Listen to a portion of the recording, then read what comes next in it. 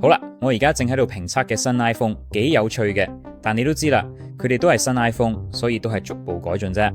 跟住Meta 當然啦，都決定搞個活動噶，因為而家係 Techtember 嘅科技活動根本停唔到，所以我就暫時撳低咗手頭嘅。我又飛翻去加州，而 Meta 今次俾我哋佢哋真係出奇地先進，因為淨係10個月前我先見過呢樣嘢。我之前仲拍咗成條片講呢樣嘢，呢啲就係 Meta 嘅 Orion AR 眼鏡，呢啲係原型機，真係好型，可以將軟件重疊喺你身邊嘅現實世界上面，但係佢哋根本賣唔出，因為淨係材料成本都要成$10,000，而且又太笨重，仲要有支分開嘅棍，入邊有部電腦要擺喺附近，會過熱，電池都只係頂到1個鐘左右。呢個只係一個好型嘅概念驗證，屬於最前沿嘅科技，但唔係一件真正嘅產品。依家過咗10個月，佢哋就交咗一件完成品俾我，仲有定價同埋發售日期，就係呢副 Meta Ray-Ban Display。個名都幾聰明啦，我知，但係其實呢副呢就係 Meta Ray-Ban 嘅升級版，仲比 Orion 原型機好咗好多。而家呢副最大嘅分別就係佢係單眼顯示，即係淨係喺右眼顯示，位置就固定咗你視線中間偏右同埋少少低嘅地方，但係都係全彩色，好清晰。準確嚟講係每度有42個像素，而且亮度夠高，喺戶外都冇得好清楚。我試過戴住呢副眼鏡喺戶外用，亮度可以高達5000 nits。所以就好似你視線角落有個現實版嘅小型黑，隨時可以開關。你依然係用手腕上邊嘅神經帶去控制所有嘅冇用 Surface EMG 技術去讀你手臂做唔同手勢時嘅電流脈衝。佢手勢好快就會記熟，可以好低調又靜靜地畫出嚟，準確度都幾高。你可以向上滑、向下滑、選擇、前後切換，甚至可以喺空中夾手指，慢慢扭動咁調高或者調低音量。當我試緊呢啲新技嘅時候，我不斷嘅進步速度真係睇得佢有啲誇張。例如你可能記得 Orion 嗰陣有光漏係好明顯嘅，好似你一望就知對方戴住 Orion 眼鏡時有啲啟動，因為嚟緊嘅會好清楚見到。而家我哋呢副眼鏡嘅顯示屏拉咗啲出嚟嘅時候係冇嘅，基本上外面嘅人係完全睇唔到，光漏幾乎完全冇晒。當然呢個視野細咗好多，但係最勁嘅係佢大部分角度嚟嘅，基本上佢可能睇得出我哋副眼鏡個熒幕度嚟緊嘅。即使係啱啱好嘅角度，光線照得啱啱好，你都只係會發現呢副眼鏡有個 waveguide 導光板，同埋我好似望咁去側邊少少，唔係直望住你，就係咁多。至於 Neuroband 嘅控制，而家仲精細同埋準確嘅。我10個月前試過嗰陣，其實已經幾唔錯，但你知啦，之前用手喺空中畫字母嚟做文字輸入，只係一個概念，而家已經變成一個實際功能，仲可能係我試過呢啲裝置入邊最可靠、最快嘅文字輸入方法，真係攞到不得了。我第一次試就已經可以好快寫成完整句子，完全冇錯，真係勁誇張。同埋而家唔使再好似原型機咁，要另外帶個電腦匹。眼鏡裏邊嘅所有嘢都係獨立嘅。不可否認嘅係，眼鏡確實有啲厚，你知道比獵戶座稍微唔咁瘋狂，但如果我帶住佢哋走過，你仍然可以睇出佢哋裏邊有一啲嘢。佢哋嘅重量為69克，好嘅。因此對於唔戴眼鏡嘅人嚟講，佢哋有啲重，就好似佢哋足夠重，以至於我唔會忘記我帶住佢哋。但喺我睇嚟，佢哋並唔係特別笨重。當然，如果你要將呢部電腦戴咗塊面上，外觀有幾重要，真係唔可以低估。始終都要有嘅時尚元素，我覺得實物比鏡頭上嘅好啲嘅，而且仲有2隻色嘅，可以喺黑色或者沙色。佢哋仲會配翻同色嘅 Neuroband， 黑色或者沙色都有。哦，仲有個充電盒，真係超級聰明。你可以將眼鏡放入去充電盒，或者拎出嚟之後，個盒可以2秒內截屏，仲可以儲多4次電量。呢樣嘢呢，其實佢睇到應有嘅關注，因為佢係喺一個本身已經亂晒大龍嘅發佈會中段出現。但我真係對呢個充電盒好有印象。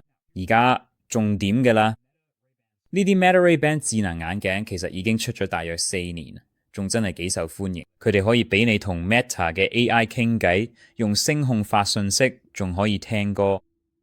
但我幾肯定，大家最常用嘅功能，絕對係用內置鏡頭去拍 POV 第一身視覺嘅影片。咁你可能會問 Marques 加個顯示屏入去眼鏡度，到底有咩實際用處？我都諗緊同一樣嘢。你問得好，因為我而家有答案啦。首先，最明顯嘅就係你而家可以直接喺眼鏡上邊見到界面，而唔使完全靠語音指令。如果你想用手勢喺界面度操作，完全唔使出聲，佢有個屏幕就係第一個好處。第二就係你而家真係可以見到鏡頭嘅取景畫面，咁你就可以好肯定自己影緊啲咩，影完之後仲可以即刻攞翻啲相同埋片，呢個都幾實用。第三，喺眼鏡上面發信息，甚至開視像通話都真係幾正。如果你開緊視像通話，你可以見到對方，而對方就只會見到你前置鏡頭嘅畫面，即係你嘅第一身視覺。第四就係地圖，我覺得呢個真係勁。我之前都講過 Google Glass 有呢個功能。如果你要去某個地方，你可以開地圖，然後就會有逐步導航指示，仲有個會跟住你個頭轉咗地圖，會自動對齊你面向嘅方向。對於我呢啲方向感超差嘅人嚟講，真係救命。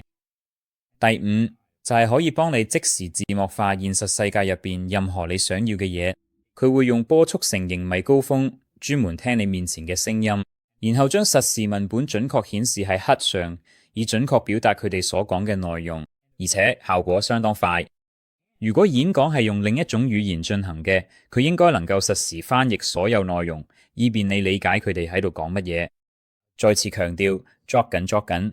所有呢啲咧都被包裝成一個真正嘅產品啦，你今年就可以購買，實際價格為$800。係嘅，佢好貴，呢個係成部手機嘅價錢嘅，但係其實比我原本估計嘅價錢仲要平少少。如果 Meta 真係為咗推廣產品，寧願喺硬件度蝕錢都要推出市面俾人用到，我都唔會覺得奇怪。但係呢樣嘢都順便帶出咗呢個產品最大嘅缺點之一，就係佢係 Meta 出嚟，但係其實都唔算係咩大災難。即係大家都知，其實已經有唔少人中意 Meta Ray-Bans，但係同時都代表你依然要面對有關私隱嘅問題，例如到底收集咗啲咩數據，佢哋又會點用呢啲數據。另外一樣嘢，唔知你有啲留意，就係你喺呢副眼鏡用到咗所有 App 都係 Meta 自家出品，好似同朋友傾偈咁。例如用眼鏡嘅 WhatsApp 視像通話都係 WhatsApp， 地圖都唔係 Google Maps， 係佢哋自己嘅地圖服務。我可以肯定實踐 Google Maps 地齊全嘅即時交通資訊或者評分，而且你都可以用佢刷 Instagram Reels， 因為 Meta 擁有 Instagram。唯一例外就係音樂播放，係同 Spotify 合作嘅，但而家啱啱推出呢副眼鏡係嘅 App Store 嘅，據講之後會有。但係而家仲未有，但總括嚟講，我真係忍唔住要讚佢哋發展得咁快，真係好勁。好似我之前講，唔夠1年之前仲係用分體電腦同埋一張$10,000嘅原型機，而家就已經去到呢一步，真係進展得超快。我知未來幾個月應該會有其他品牌入場玩智能眼鏡，好似 Samsung、Google， 可能仲有其他公司。但以我而家試過有熒幕嘅智能眼鏡嚟講，呢副絕對係最好嘅，冇得輸。不過講真，你哋冇咗個發佈會，其實完全感覺唔到咁勁。個發佈會真係睇到人心都寒晒，主要係因為佢喺現場示範嗰啲功能，幾乎全部都出事，可以話係最差嘅情況都俾佢哋預晒。我係現場直播冇晒成個發佈會，如果你有機會重溫翻，你就明我講咩。其實幾可惜，因為件產品真係好正，我都要讚下佢哋肯真係現場示範，唔係全部都假做出嚟。但係咁樣真係唔會令到人信服。我首先要做啲乜嘢？你已經將基本原料混合喺一齊啦，而家將梨磨碎加入醬汁中。我首先要做啲乜嘢？你已經將基本原料混合喺一齊，而家將梨磨碎並輕輕咁將其同基本醬汁混合。好吧，我認為 WiFi 可能出問題啦。暫停 WhatsApp 視頻通話。好啦，哎呀，喺嗰個地方究竟係發生咗咩事情呢？太糟糕啦！我唔知發生咗咩事。成個事情嘅諷刺之處在於，你花費數年時間研發技術，然後有一日 WiFi 卻突然出現，所以係嘅，目前明顯缺少人們使用呢項技術同埋呢啲耳機嘅優質視頻。但我預計，當呢啲產品真係幾個星期後推出嘅時候，我哋會見到一大波新內容湧現，大家會展示用呢啲產品可以做幾多型嘅，無論係即時字幕、地圖定係佢嘅 AI 功能，全部一齊出現，大家就會開始瘋狂嘅網上分享有關佢嘅內容。但係見到呢啲技術進步得咁快，其實真係有一段時間佢哋諗過，但係今次真係令我開始思考，呢啲產品會唔會真係可以令我哋更接近一個冇智能手機嘅世界？雖然依家仲係好遙遠嘅事，依家呢啲裝置都仲要連接智能手機先用得。但係你睇下，如果有一日你行山見到一個好靚嘅景色，而你唔使佢部電話出咗，唔使用部電腦隔住自己同個景色，你只需要用副眼鏡影張相，然後慢慢欣賞就得。聽落幾唔錯喎，係咪？但你又睇下，你會寧願同人傾偈時見到佢哋快手睇下電話或者智能手錶，咁樣其實都有啲冇禮貌。不過過咗就算。又或者你同一個戴住呢啲眼鏡嘅人傾偈，佢哋傾偈時間唔中就會望一望下面右邊嘅，雖然好細微，但你都唔知嘅係咪真係專心聽緊你講嘅。有啲嘢值得思考。無論如何，感謝你嘅觀看，下期我哋好快就會見到你。和平。